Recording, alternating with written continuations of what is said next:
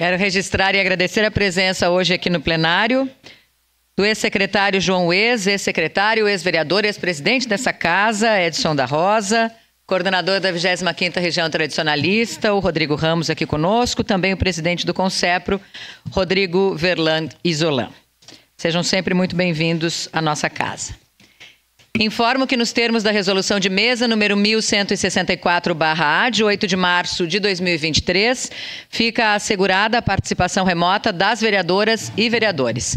Solicito ao primeiro secretário, vereador Felipe Gremelmaier, que faça a leitura da nominata das vereadoras e vereadores que compõem a 18ª legislatura, bem como daqueles inscritos no grande expediente de hoje.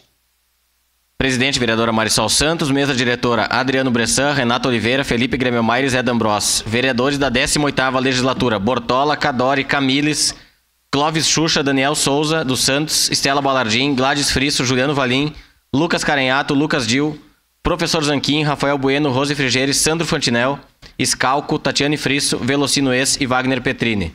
Vereadores inscritos no grande expediente, vereador Bortola e vereador Velocino Ex.